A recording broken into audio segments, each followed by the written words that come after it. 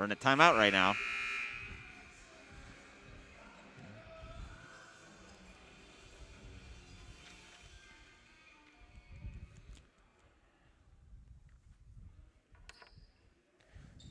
All right, we got word that there was some technical difficulties on the audio's end.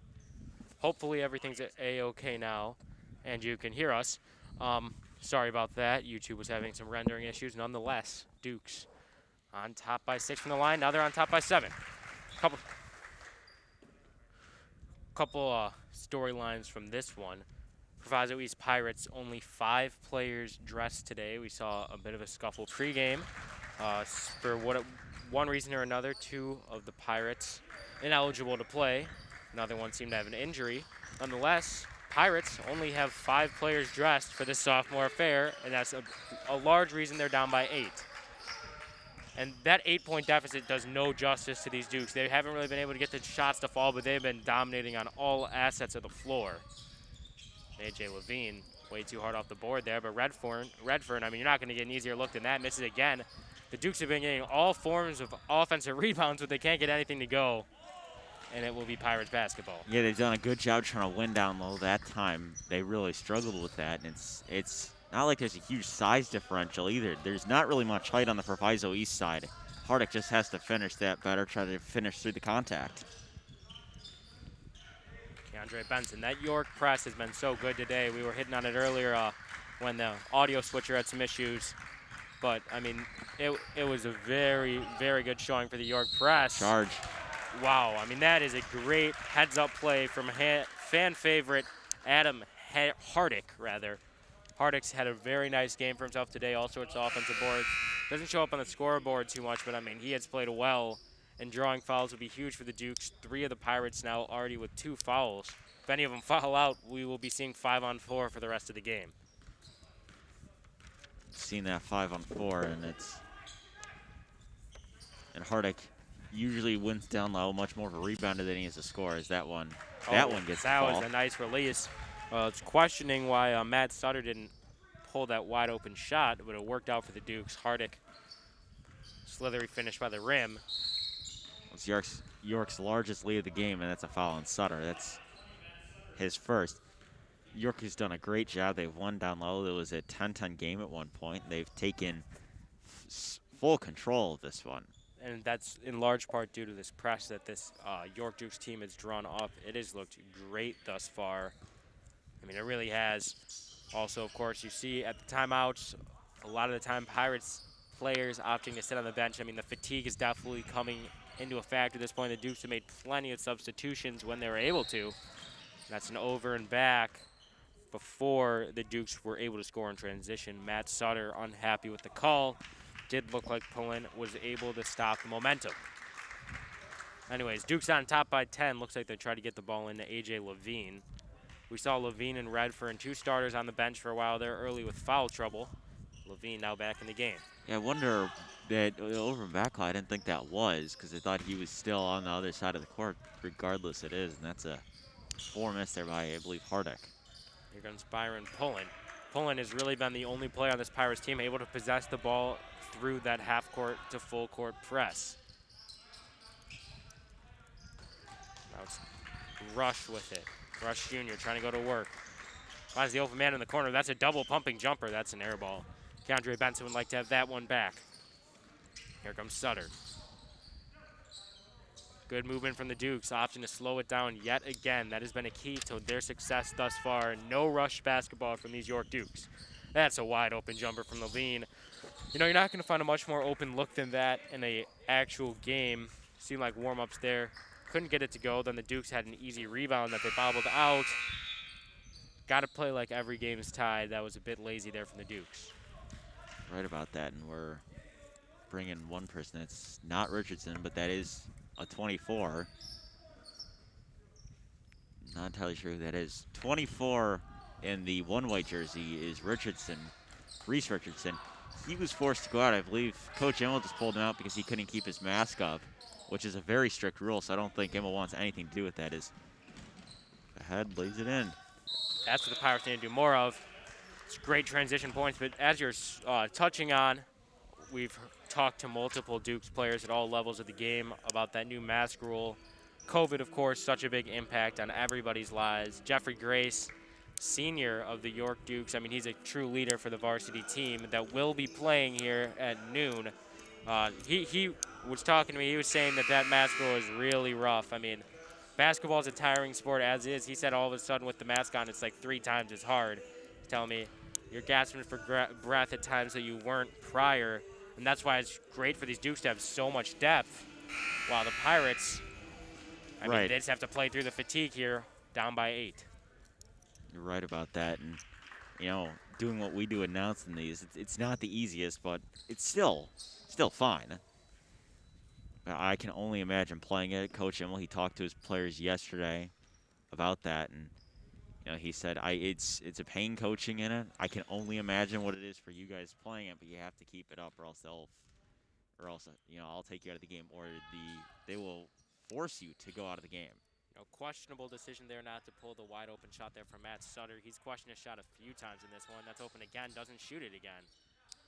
Finds the open guy in the middle. Like Bobby hit on, it looks like the Dukes have 2 players dressed in 24 today. Not too sure who that is. Maybe someone's getting some playing time that doesn't normally get into the game, wearing number 24. And he's called for a foul. Well, they said Reese Richardson. It wasn't Richardson. It's a different 24, but interesting having 2 players in the same jersey number.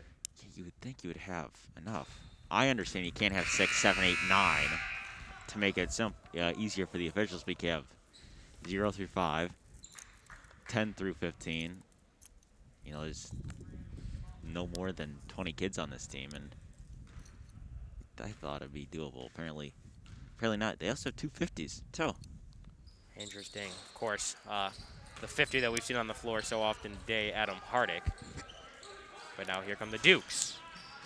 A.J. Levine's been in the game for an extended period now. Only 22 seconds to go in this 3rd quarter. Dukes on top by 8 with a chance to extend it. Yeah, I think they're going to hold for the final shot here. Only makes sense. Mullis has a 3, but I would expect it to try to get into the hands of Levine, or maybe they'll look down low. Looks like they will look down low. Oh, man, I mean, that was just not the kind of pass you want to see there. I mean, you had a wide open man in the middle, number 24, mystery man down there. Was wide open, but sloppy passing leads to the Pirates with the chance to score here. It's the problem we saw with that York varsity team. All of a sudden, the Dukes are giving teams a chance to score when it seemed like they'd hold for the last shot. Here come the Pirates, 5 seconds to go. Get it down court, 2 seconds. 1 second to go. That'll do it. 3rd quarter comes to a close with the Dukes on top, 29-21. Once again, we apologize for any technical difficulties with the audio switcher board. We should be in business now. Dukes on top by 8. York Sports Network, your place for all York sports. We'll be back after this quarter intermission.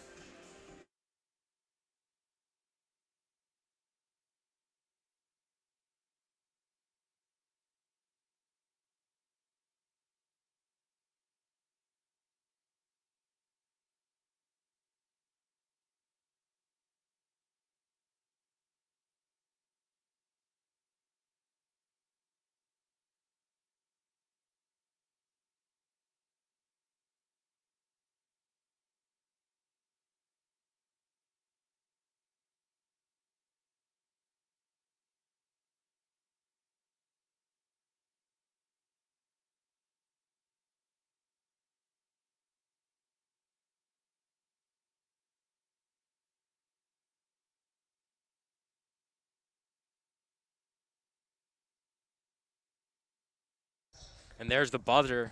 Players are back. You see York Dukes varsity team now coming into the gym.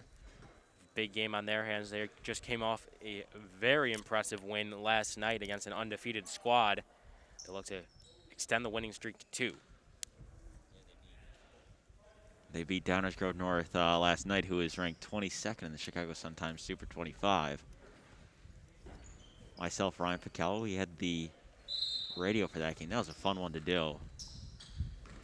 And it looks like most of them have showed up. Few will continue to straggle in. That's a high arcing shot that's just off the mark.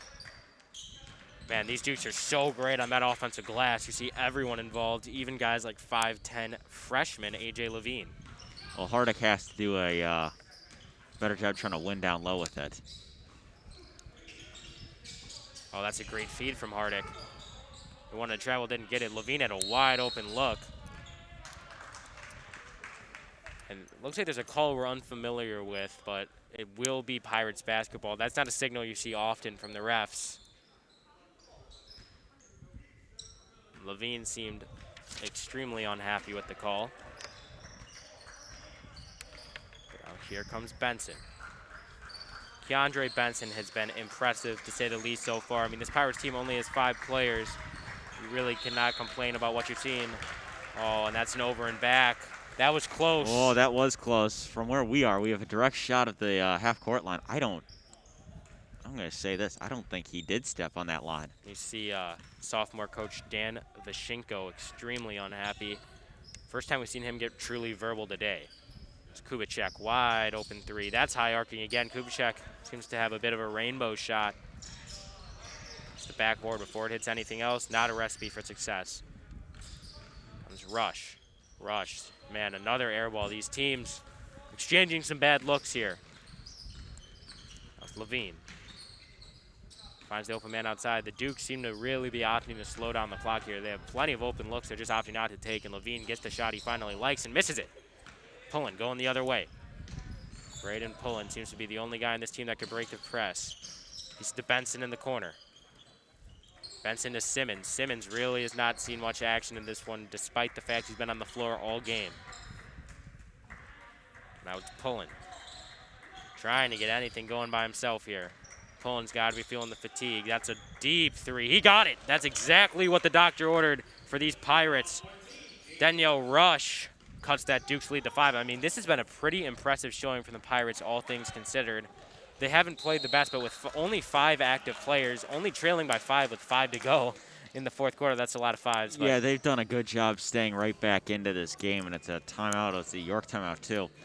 They've done a phenomenal job staying in this game, not letting York get too close inside, even though York, they had that 10-point lead, but just a good job by this Proviso East team, knowing they were short-staffed to find the open looks and try to win this game. And it's been an ideal start to this fourth quarter for them. I think these next 5 minutes we're going to really see how truly ready is this Proviso East team, if that makes sense. Do they still have gas left in the tank? Man, I mean, they've clearly made some good adjustments here in this fourth quarter. It seemed like the game was slipping from their grasp. All of a sudden, the Dukes are only up 5. The press doesn't seem to be working as well, and they're launching shots that don't need to be launched. We see a familiar group out there for the Dukes. This group has been out there almost the entire fourth quarter. You see Dukes head coach opting not to give Redfern a bunch of time here in the fourth. I mean, sure, 2 to 3 fouls could be considered foul trouble, but in the fourth quarter here, I mean, typically you see coaches opt to put the starting lineup out there. Seems like he's just rolling with the hot hands. It's also a little uncertain what they were, because Watson, he hasn't, I believe, touched the floor at all in the second half, and he was looking good in that first half. So. He had a lot of big plays earlier on. Oh, that's a wide open look. There he goes. That's Mullis. Brendan Mullis gets it to go, and that's a bucket that the York Dukes desperately needed. Almost a careless pass there from Pullen, but the Pirates are able to recover. Here comes Benson with it. Man, A.J. Levine playing great defense, doing anything he can to tire out this Pirates squad. Nearly a steal, but it will be a foul call coming against the green and white. That foul comes against number 21 of the York Dukes, Adam Marty. He really has not seen the floor much tonight. Comes in and gets a foul.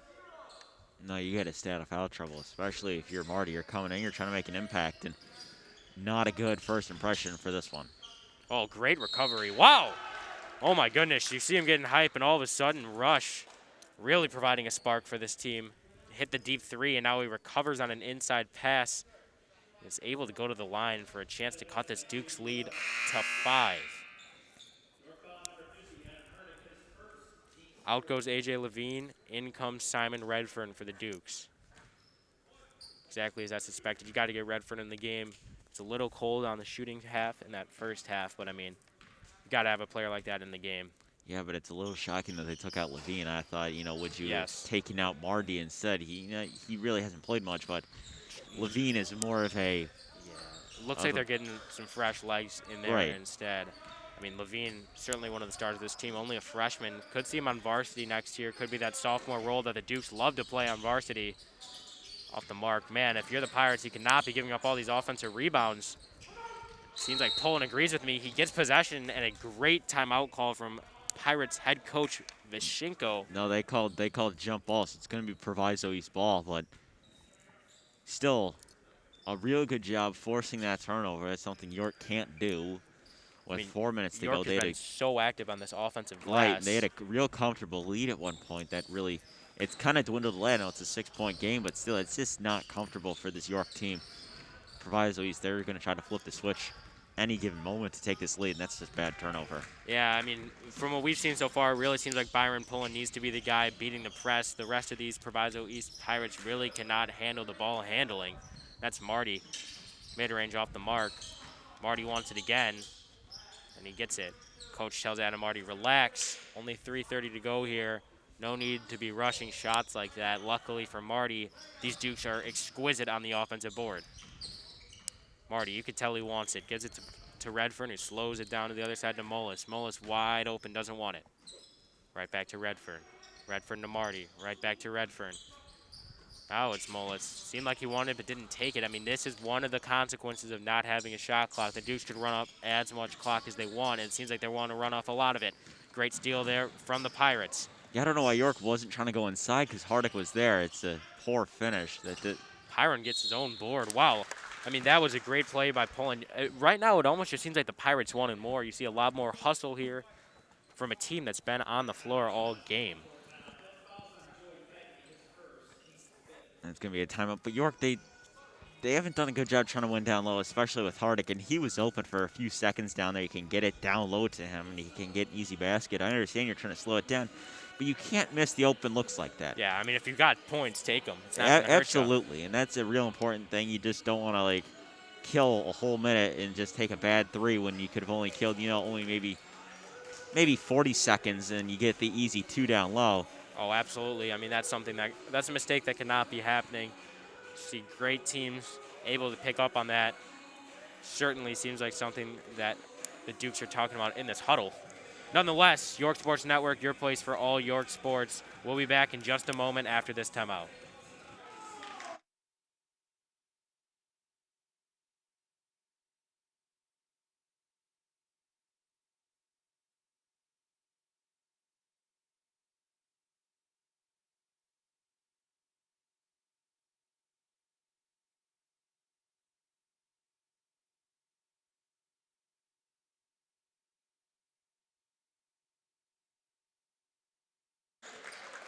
Following that quick intermission, Pirates basketball desperately needing a basket with under 3 minutes to go. Great defensive play, and it's stolen by the Dukes. Wow, I mean, that was exquisite there from Matt Sutter. Did a good job staying with his man. He was like a defensive back on that play. Great play by Sutter. Mullis once again passing up on the open shot. He's open again and doesn't want to take it. Now he does. You hear the coach telling him to shoot it. He does. I mean, trust your jumper and it goes in. Yeah, Brendan Mullis, that is, pardon me. He's been making those threes when he's open. He is hot, and I think it's safe to say right now he is hot, but he's got to wait, he's got to stay patient, he's got to find the open looks. Pirates got to get something up here, and they do. That's an air ball. Dukes, all of a sudden in the driver's seat, up by 9 with just over 2 minutes to go here in this fourth quarter. Redfern will take it up. No need to rush anything here for the Dukes. Mullis open, gives it to Redfern. Seems like the Pirates are letting Mullis take that shot. He's consistently open from the wing, and he shoots it again, and he got it again. Yeah, just another good bucket by Mullis, and I believe that, it's 14 for him, and he's 4 for, I believe, 5 from 3. Great game by Brandon Mullis thus far, and he's done a good job on defense. And, I mean, that's just the fatigue showing for these Pirates. You can tell they're tired. They're giving up those open looks. Really bit him in the butt here to end the game. Benson inside. Benson, that's not a look you want to take, and it looks like the Dukes will have this one. I thought Mullis had gotten his hand on the ball before the shot gone off. I thought he was going to either tip it or block it. Could have just been the point of view where we are from up here. Man, you could tell he wanted to get that one up. No need for that, but a great tip-in from Adam Hardick. All but seals this one. Duke's all of a sudden on top by 14. And now it's just the Pirates doing anything they can to gain some momentum for the next game, and it looks like the coach will contribute to that. That's Coach Dan Vishenko calling a full timeout, down by 14 with 1:11 to go in this fourth quarter. York Sports Network will be right back after this intermission.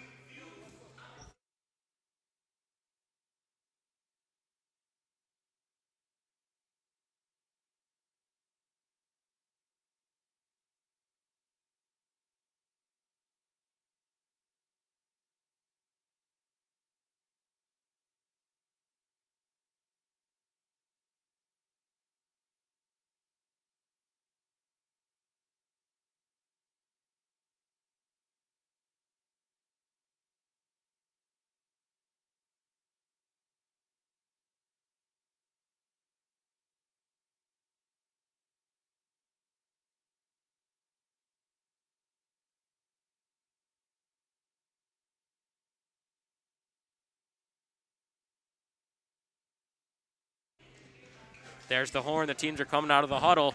Duke's on top by 14 here. It's been all Dukes here these last few minutes, right when it looked like the Pirates had a shot of coming back into this one. See both varsity teams raring to go. York Sports Network, AJ Swiatek, Bobby Hessling, we will both be on the call for this varsity affair at noon.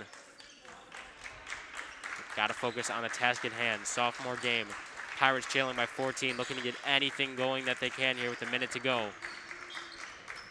And that's a steal by the Dukes.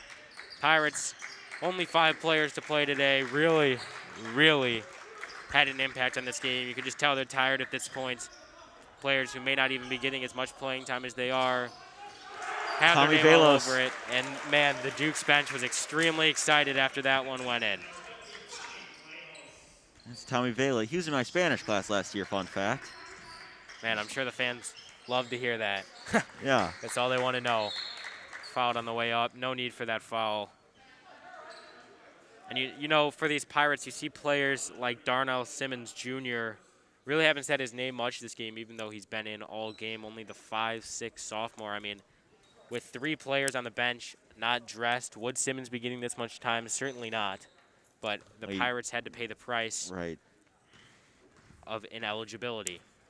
That's a tough price to pay. Rush can't get the first one to go.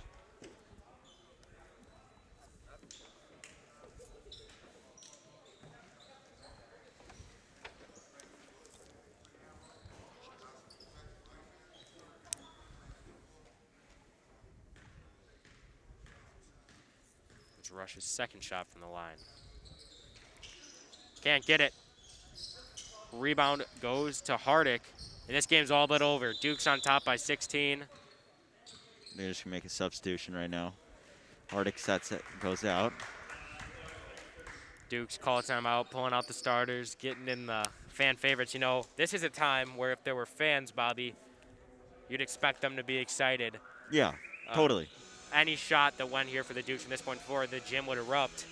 But, I mean, that's an effect of the COVID-19 pandemic. There's no one here other than the teams. You don't see any parents on either side. That's how it goes for the sophomore affairs. Everyone's tuning in to York Sports Network to watch their relatives or even just to enjoy some good York basketball. Dukes putting on a show for everybody. Dukes on top by 16. The sophomore team looks sharp today. Here. And here come final 20 seconds or so. It's all but over. Duke's getting the fan favorites in, the guys who don't see that much time. There's Filosa getting it to the corner to Watson. I mean, Watson, we mentioned, doesn't get that much time. He turns it over there, but he had a great first half. Oh, he did. He doesn't touch the floor often, but when he did, he made his voice heard, which you got to try to do. Nearly a foul. Yeah, refs opt not to call it. Just let him play here. 4 seconds left. 3 seconds left. Dukes will dribble it out. That's the ball game. Dukes win 42-26. York Dukes had their name all over that one. No doubt really at any point there. Pirates only had 5 players dressed. I mean, we've said it enough. We'll say it again. That was the killer for them. It Dukes was. walk away with a 16-point victory. York Sports Network will be back in 25 minutes. Me and Bobby will once again be on the call for the varsity affair. York Sports Network, your place for all York sports. We'll be back in a bit.